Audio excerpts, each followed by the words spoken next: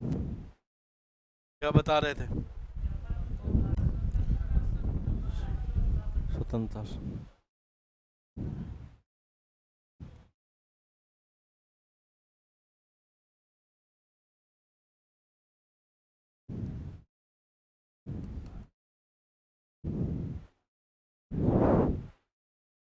इसमें क्या बता रहे थे?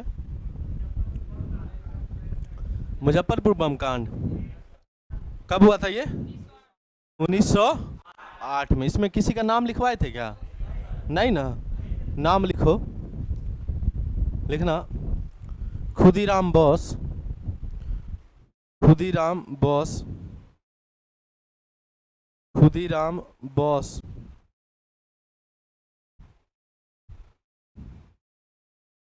और एक और नाम लिख लेना, प्रफुल्ल चौकी, प्रफुल्ल चौकी। खुदीराम बोस, कोमा, प्रफुल्ल चौकी, प्रफुल्ल चौकी।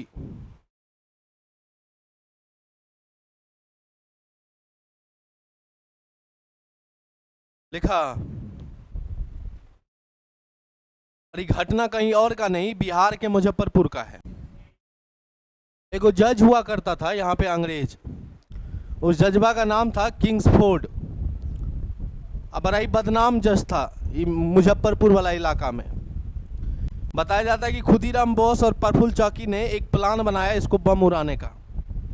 बग्घी समझते हो? बग्घी बोला जाता है कि बग्घी से जा रहा था, लेकिन ई नहीं जा रहा था। बताया जाता है कि किंग्सफोर्ड का एगो मित्र था, एक फ्रेंड था, उसकी पत्नी थी कैनेडी। कैनेडी मित्र था, उसकी पत्नी थी। बताया जाता है कि वो जा रहा था उस बग्गी में। आई दोनों जो बम मारा, जिसको लगा कि किंग्सफोर्डवा है, जजबा है, बम मार दिया, लेकिन वो तो बच गया, वो था ही नहीं। और बताया जाता है कि खुदीराम बोस को पकड़ लिया गया तुम्हारा अंग्रेजों के द्वारा। और 11 अगस्त 1908 को खुदीराम बोस को फांसी की सज़ा मिली। और प्रफुल्ल चौकी जो था वो अपने आप को बचाने के लिए खुद छुरी मार लेता है, अपने पेट में चाकू मार लेता है और मर जाता है। तो कई बार ये केस क्वेश्चन एग्जाम में आया है कि मुजफ्फरपुर बम कांड कब हुआ था, तो कब हुआ था? 1908 में हुआ। पहला क्वेश्चन कि कब हुआ था, तो 1908 में हुआ था। फिर एक और क्वेश्चन आता है इससे कि मुजफ्फरपुर बम कांड में कितने आदमी थे, तो कितने आदमी थे? 2। पहला कौन था और दूसरा कौन था? प्रफुल्ल चौकी।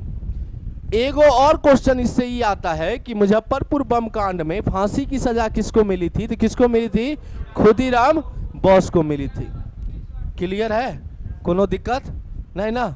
अब लिखना दिल्ली बम केस। दिल्ली षड्यंत्र लिख सकते हो आराम से, दिल्ली षड्यंत्र।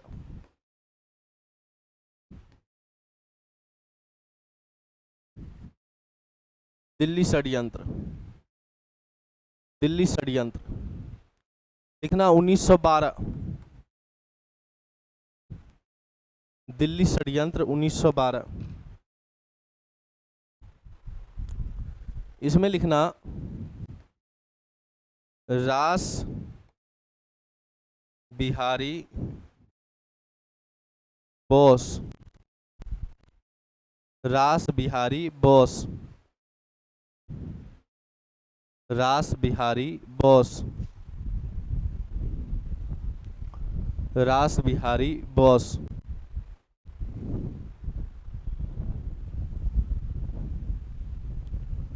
रास बिहारी बोस। दिल्ली में एक जगह है, चांदनी चौक का नाम सुना होगा। लॉर्ड हार्डिंग नाम का वाइसराय था भारत का। और उत्तराखंड में एक पार्क में एक कलर का जॉब करता था ये बंदा, रास बिहारी बोस। और इसके साथ एक और बंदा था, इसका भी नाम लिख लेना, अवध बिहारी। अवध बिहारी। एक और नाम लिख लो वहीं पे, अवध बिहारी।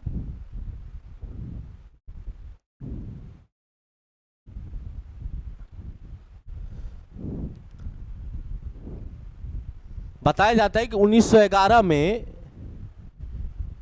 वहां का राजा आया था भारत घूमने के लिए, इंग्लैंड का। जॉर्ज पंचम नाम था, वो भारत आया घूमने के लिए, और उस समय भारत का वाइसराय लॉर्ड हार्डिंग था। बताया जाता है कि हार्डिंग ने जॉर्ज पंचम को घुमाने के लिए पूरा दिल्ली सजवाया, और चांदनी चौक से एक पैरेड निकलने वाला था, काफिला निकलने वाला था लॉर्ड हार्डिंग का और जॉर्ज पंचम का। उत्तराखंड के एक पार्क में ये एक कलर का जॉब करता था, लेकिन एक नंबर का राष्ट्रभक्त आदमी था। इसने एक प्लान बनाया लॉर्ड हार्डिंग को मारने का। 3-4 गो पगला मिला एक साथ, जिसमें से एगो ई था, और एगो मास्टर अमित चंद थे, एगो और था। बताया जाता है कि ये लोग प्लान बनाया कि हार्डिंग को सल्टा देना इस बार। चांदनी चौक पे काफिला को देखने के लिए लंबा चौड़ा भीड़ लगा हुआ था, दिल्ली के चांदनी चौक पे। रास बिहारी बोस और इनके जितने भी साथी थे सब साड़ी पहन के वेट कर रहा था, महिला के कतार में लग गया था कि ताकि बम को सल्टा देना। पहन ले है साड़ी, लेकिन हाथ में 2 गो बम रख ले है, कमर में कट्टा खोसले है कि सल्टा देना है इसको। जब चांदनी चौक पे काफिला आया लॉर्ड हार्डिंग का, तो बोला कि गोली मारो। बोला गोली मत मारो, बम मार दो, मर जतो। बम मार दिया। बम जैसे ही मारा पूरा अफरा तफरी मच गया। इन लोग को लगा कि लॉर्ड हार्डिंग मर गया, लेकिन लॉर्ड हार्डिंग मरा नहीं। उसको थोड़ा बहुत चोट हुआ, घायल हुआ। जिस हाथी पे बैठा हुआ था उस सबको चोट आया, लेकिन मरा नहीं। पुलिस को शक हो गया इस पे, रास बिहारी बोस पे, कि बम फेंकने में यही है लगता है। रास बिहारी बोस तुरंत क्या करता है, दिल्ली से निकलता है, सीधे उत्तराखंड भाग गया। रास बिहारी को लग गया कि पुलिस को हम पे शक हो गया, पक्का पुलिस कुछ ना कुछ कार्रवाई करेगी। रास बिहारी बोस ने तुरंत नेक्स्ट डे पूरा मीडिया वालों को बुलाया, बोला कि बड़ा दुख हुआ हमको ये जान करके कि कोई बम मारा है हार्डिंग पे। पुलिस को लगा हम लोग बेकार शक कर रही थी, तो बड़ी अच्छा आदमी है, तो शोक जता रहा है कि मारा है।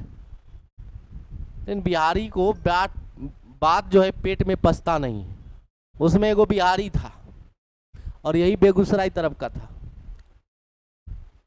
गांव देहात में होता है ना, हम ही ना मार लियो रोकरा, नहीं होता है।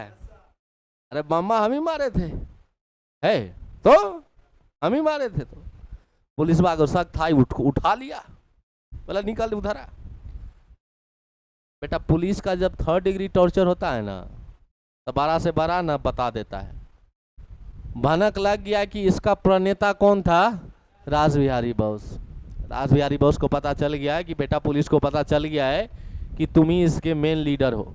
रास बिहारी बोस रातों रात यहाँ से भाग जाता है, भारतें छोड़ देता है। बोला भाग, ना रहेंगे बास ना बजेगा मस्जिद, भारतें छोड़ दो। और वो भारत छोड़ दिया, यहाँ से अफगानिस्तान होते होते सीधे जापान पहुंच गया। बोला कि अब जब तक रहेंगे जापाने में रहेंगे। और बाद में बताएंगे INA जब बना था तो उसमें यही रास बिहारी बोस था, आगे बताएंगे। तो इस कांड को या तो दिल्ली बम केस के नाम से जाना जाता है, या तो दिल्ली षड्यंत्र केस के नाम से जाना जाता है, जो कब हुआ था 1912 में। इसका नेता कौन था, रास बिहारी बोस। एगो घोष आएगा एगो बोस आएगा, तो इसमें कौन सा है, बोस है, ध्यान में रखना। अब नेक्स्ट लिखो गदर पार्टी। अब नेक्स्ट लिखना गदर पार्टी। नेक्स्ट लिखो गदर party.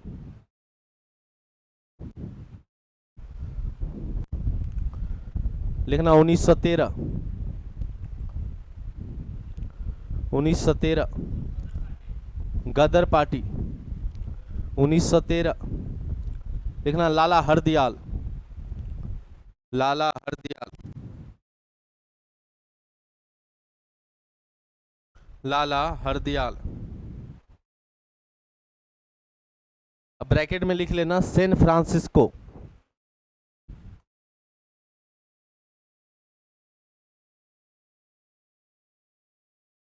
San Francisco USA। San Francisco एक जगह है अमेरिका में, वहीं पे इसकी स्थापना हुई थी। San Francisco USA।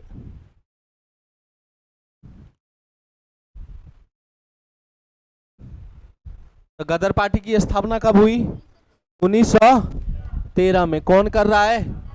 लाला हरदयाल। और कहां पे कर रहा है? सैन फ्रांसिस्को में। कभी भी ये मत सोचना कि भारत के स्वतंत्रता संघर्ष में भारत के लिए लड़ाई जो हो रहा है वो सिर्फ भारत में ही बैठे लोग कर रहे हैं।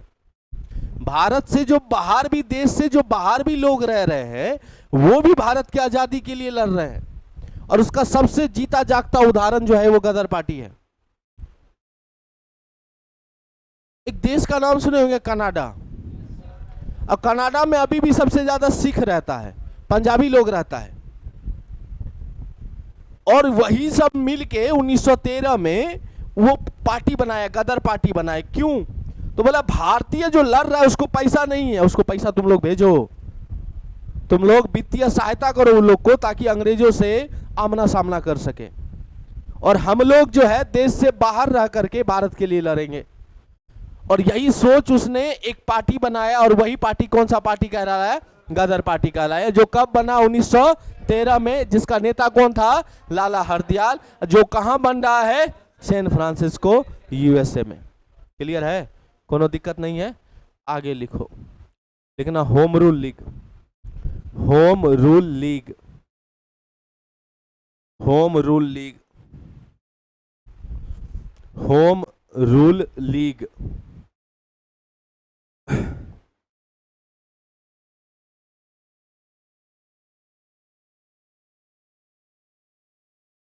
होम रूल लीग लिखना 1916। लिखना एनी बेसेंट।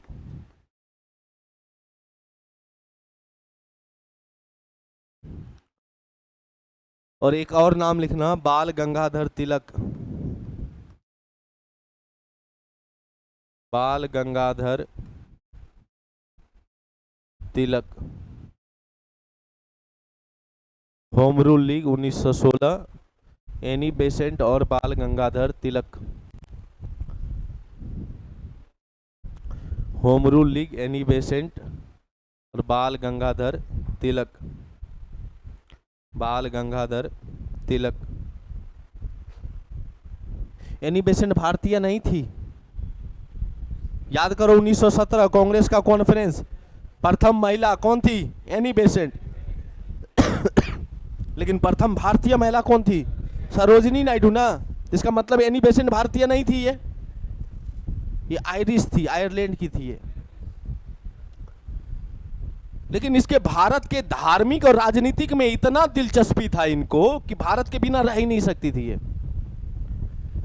और इन्होंने एक पार्टी बनाया। और एक बात अजीब होता है कि जब होम रूल लीग का नाम आता है तो सिंगल हम लोग एनी बेसेंट का नाम लेते हैं। बिल्कुल नहीं, एनी बेसेंट के साथ कौन था? और बाल गंगाधर तिलक भी थे। और इन्होंने बोला कि देश हमारा है, यहाँ का लोग हमारा होगा, तो यहाँ का शासन भी तो हम ही करें। घर मेरा है, यहाँ पे रहने वाले लोग हमारे हैं, तो इस घर में शासन कोई बाहरी आके क्यों करेगा? अपना ही घर का आदमी करेगा ना। होम, होम मतलब अपना, अपना शासन।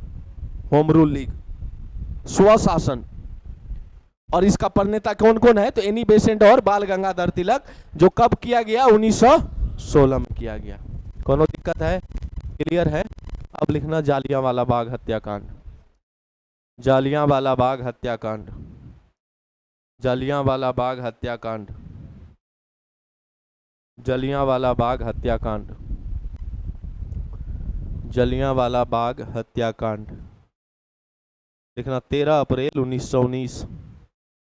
13 अप्रैल 1919। लेकिन एक चीज मिस कर दिए, जलियांवाला बाग से पहले एक और लिख लेना चाहिए था हम लोग को, रॉलेट एक्ट। अच्छा कोई दिक्कत नहीं, जलियांवाला बाग के बाद ही लिख लो Rowlatt Act. Rowlatt Act, Rowlatt Act, Rowlatt Act लिखा, वो भी लिखना 1919। 1919 रॉलेट एक्ट में भी क्या लिखोगे? 1919। Rowlatt act 1919। और रॉलेट एक्ट क्या था हम बता चुके हैं। हमको बताने की जरूरत नहीं है। इसे भारतीयों ने काला कानून कह के पुकारा। वहीं रॉलेट एक्ट में लिख लेना, लिखना इस कानून को, लिखो इस कानून को,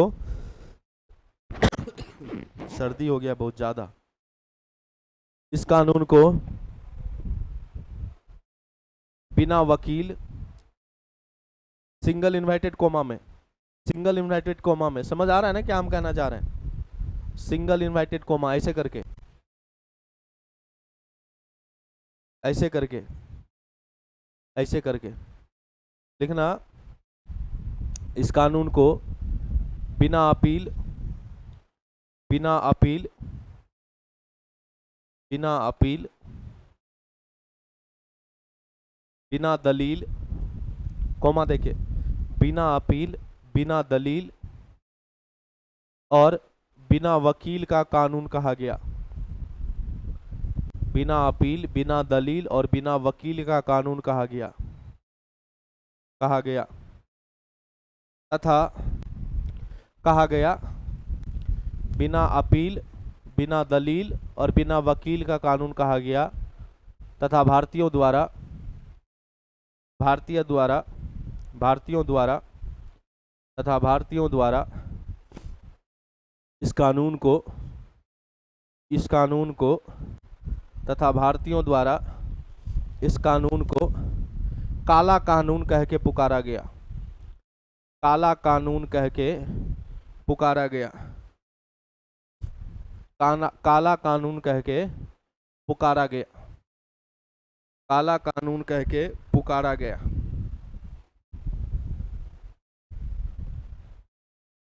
काला कानून कह के पुकारा गया। क्लियर है? और 6 अप्रैल 1919 को गांधी ने बोला कि पूरा भारत में हड़ताल कर दो, पूरा भारत हड़ताल होना चाहिए। 10 अप्रैल 1919 को पंजाब में, आजकल जो पंजाब है, उस पंजाब में एक बंदे को, सैफुद्दीन किचलू को 10 अप्रैल को पकड़ लिया जाता है और पूरा पंजाब में कर्फ्यू लगा हुआ था। और 13 अप्रैल को उसी का विरोध में जलियांवाला बाग जो अमृतसर में पड़ता है, उसमें एक आक्रोश, एक जन आंदोलन चलती है। और उस जन आंदोलन में ओ डायर, जो उस समय वहां का कमिश्नर था, जो जनरल था, उसने गोली चलाने का आदेश दिया। और 13 अप्रैल 1919 को उसी बाग में, यानी जलियांवाला बाग में एक नरसंहार होता है।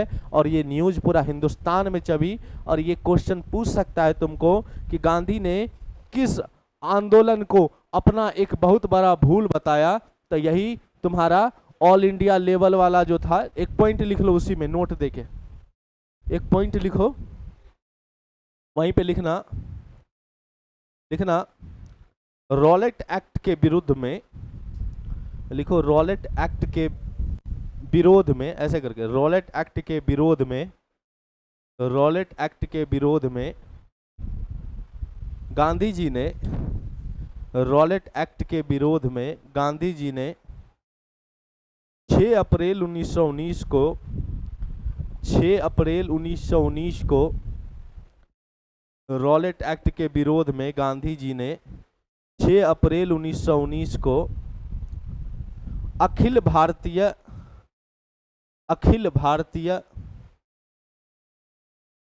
हड़ताल करने की घोषणा की, अखिल भारतीय हड़ताल करने की घोषणा की, अखिल भारतीय हड़ताल करने की घोषणा की,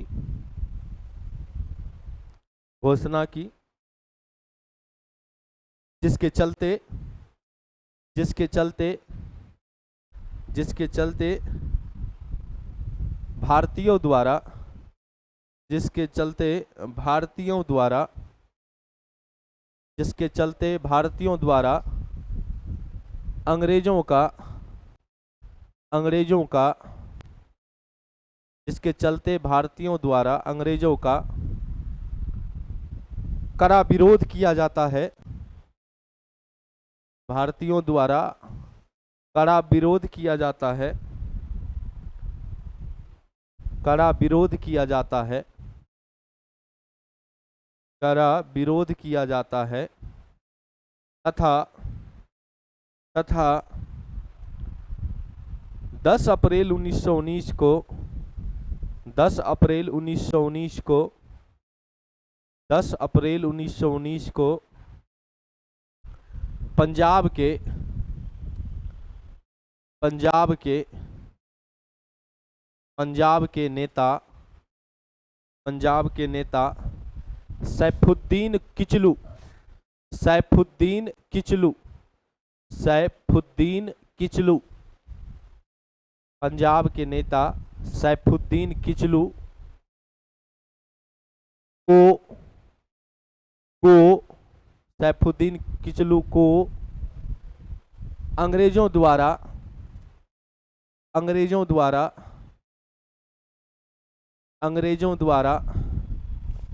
गिरफ्तार किया जाता है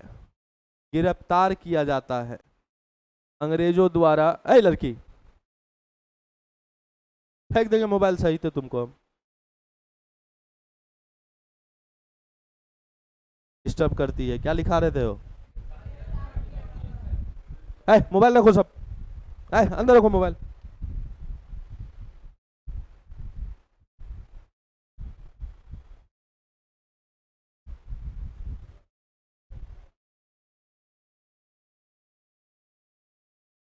तुमको बोले मोबाइल अंदर रखने के लिए? बैग में रखो।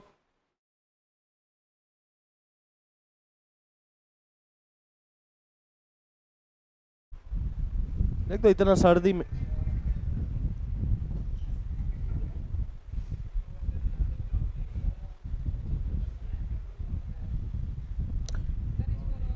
एक सीख देते हैं। आज सुनो, ये बहुत अच्छा सीख दे रहे हैं।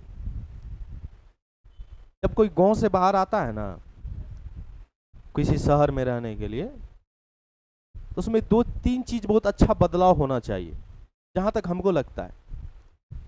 एक उसका रहन सहन,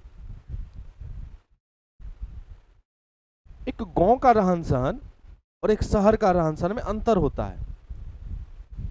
और दूसरा उसका सोच, और तीसरा जो सबसे इंपॉर्टेंट है वो डिसिप्लिन। तुम्हारा डिसिप्लिन चेंज होगा, तुम्हारा रहन सहन चेंज हो जाएगा। गांव घर में गमछी पहन के निकल जाता है रोड पे, क्या तुम शहर पे निकलोगे तो अच्छा लगेगा? एक मेंटेलिटी बनाना चाहिए। तुम कॉलर ट्यून लगा रहे हो भोजपुरी गाना, रिंगटोन लगा रहे हो भोजपुरी गाना, वाहियात है। थोड़ा निकलो, उस मेंटेलिटी से निकलो। थोड़ा अपना स्टैंडर्ड बढ़ाओ यार।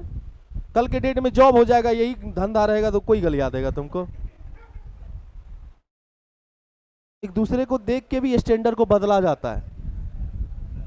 थोड़ा सा मॉडरेट हो, डिसिप्लिन में रहो। क्लास आते हो कम से कम मोबाइल साइलेंट में रखो।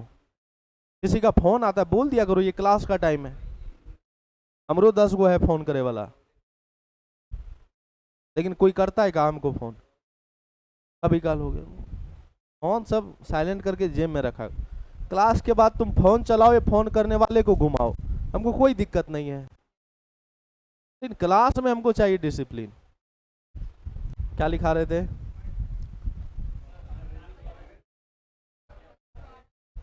गिरफ्तार किया जाता है। पैराग्राफ चेंज करो, पैराग्राफ चेंज करना।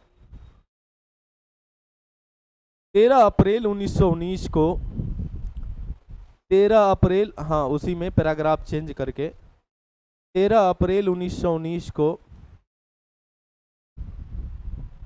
पंजाब के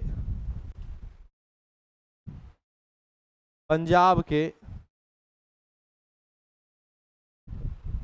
पंजाब के अमृतसर में अमृतसर में अमृतसर में स्थित जालियांवाला बाग, अमृतसर में स्थित जलियांवाला बाग, स्थित जलियांवाला बाग, जलियांवाला बाग में, जलियांवाला बाग में कुछ क्रांतिकारी कुछ क्रांतिकारी कुछ क्रांतिकारी गिरफ्तारी के विरोध में, गिरफ्तारी के विरुद्ध ऐसे लिखना, कुछ क्रांतिकारी गिरफ्तारी के विरुद्ध, गिरफ्तारी के विरुद्ध, गिरफ्तारी के विरुद्ध नारेबाजी, नारेबाजी, नारेबाजी लगा रहे थे, नारेबाजी लगा रहे थे, नारेबाजी लगा रहे थे, तथा तथा कुछ महिलाएं एवं बच्चे, तथा कुछ महिलाएं एवं बच्चे, तथा कुछ महिलाएं एवं बच्चे, तथा कुछ महिलाएं एवं बच्चे सिखों के, सिखों के, कुछ महिलाएं एवं बच्चे सिखों के वैसाखी त्योहार को, वैसाखी त्योहार को, वैसाखी त्योहार को, त्योहार को, वैसाखी त्योहार को मना रहे थे, मना रहे थे, मना रहे थे।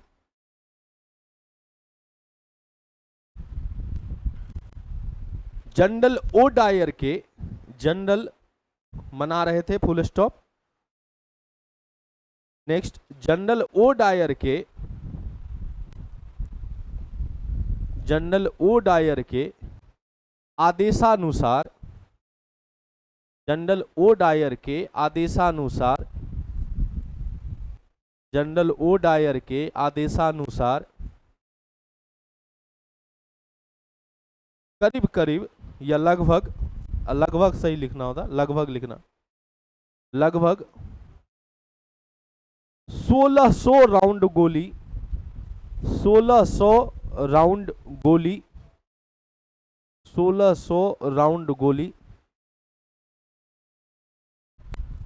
चलाया जाता है, चलाया जाता है,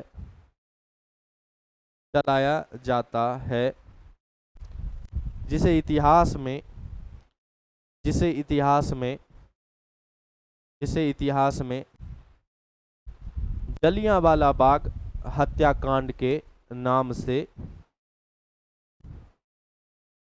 जिसे इतिहास में जलियांवाला बाग हत्याकांड के नाम से जानते हैं, जानते हैं।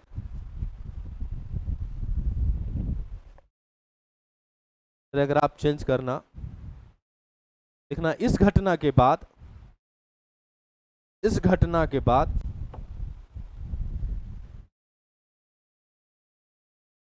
हंटर आयोग की गठन की गई, हंटर आयोग की गठन की गई।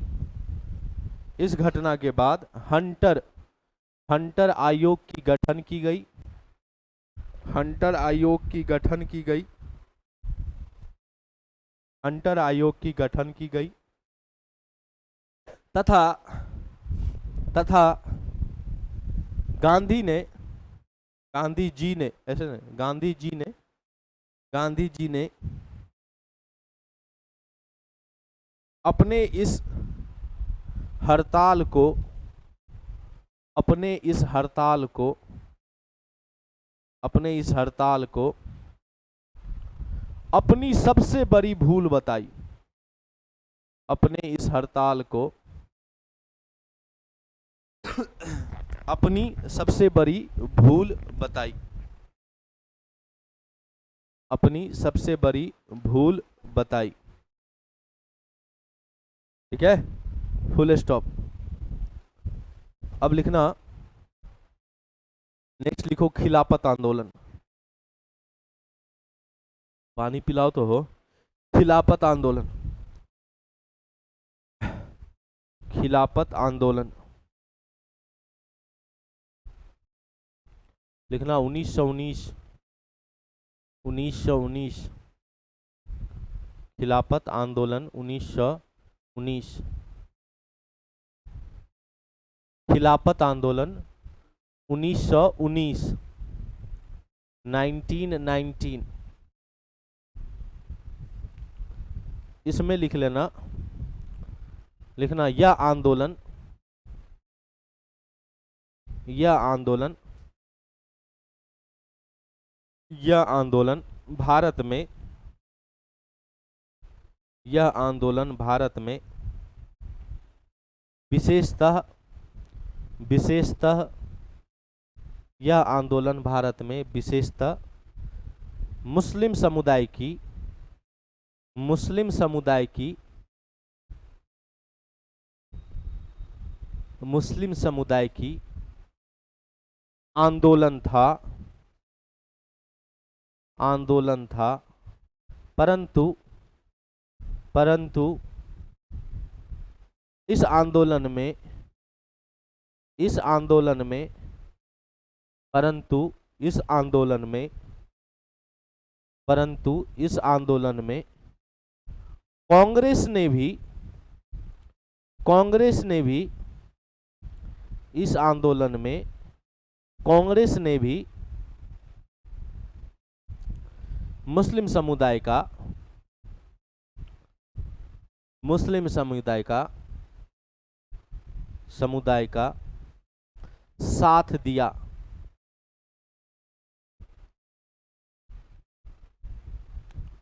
इसी में एक पॉइंट और लिखो,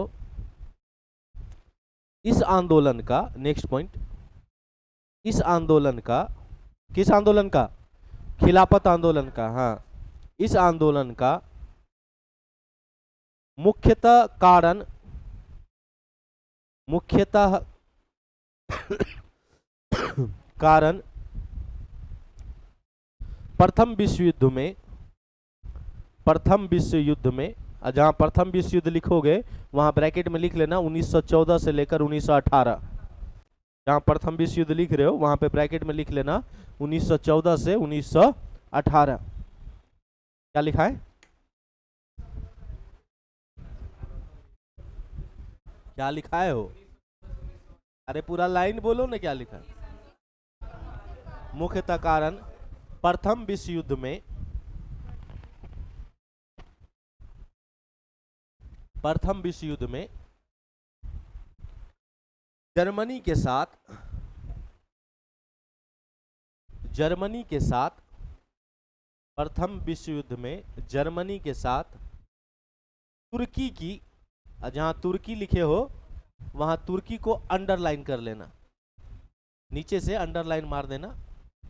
जर्मनी के साथ तुर्की की हार, हाँ हार, हार, पराजय, हार नहीं तो अच्छा वर्ड पराजय लिखो। जर्मनी के साथ तुर्की की पराजय, पराजय तथा, तथा, तथा तुर्की के, तुर्की के साथ, तथा तुर्की के साथ अंग्रेजों की, अंग्रेजों की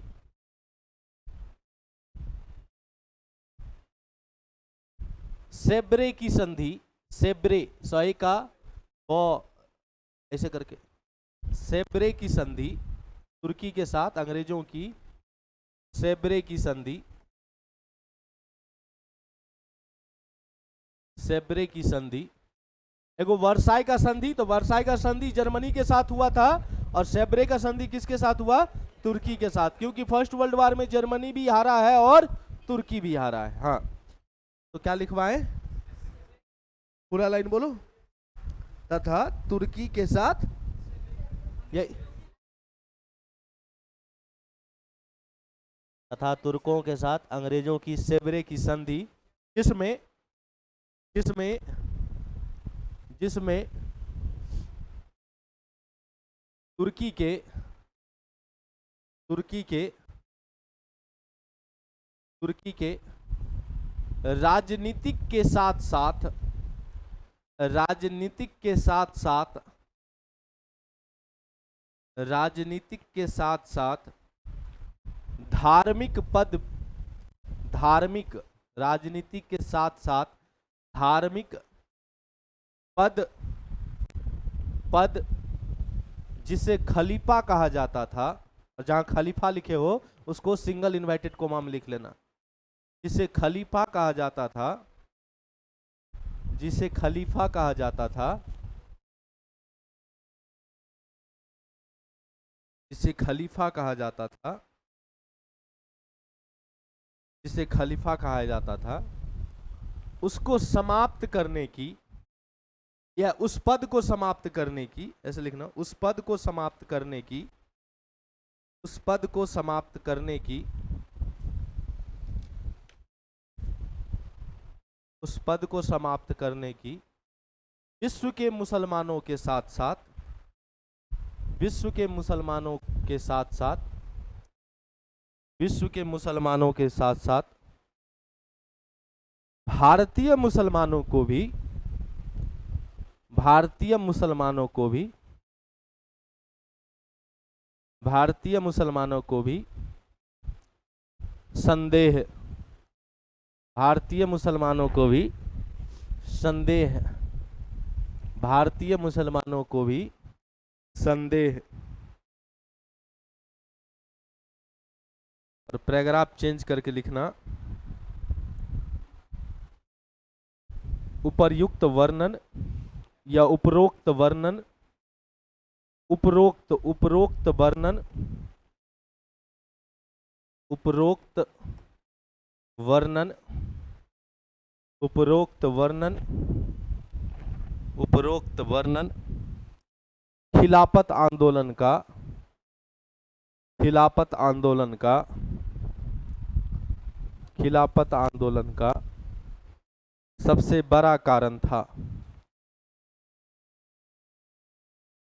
सबसे बड़ा कारण था, सबसे बड़ा कारण था, सबसे बड़ा कारण था। देखा? अब दे देना असहयोग आंदोलन। अब नेक्स्ट दे दो असहयोग आंदोलन। अब नेक्स्ट दे देना असहयोग आंदोलन, और डेट दे देना 1920 से 1922। असहयोग आंदोलन, डेट दे देना 1920 से 1922। और ये दे के आज छोड़ दो, इसके बाद आगे ले चलेंगे कल। यहाँ तक पूरा क्लियर है? पूरा समझ आया? कोई दिक्कत नहीं है? ठीक है।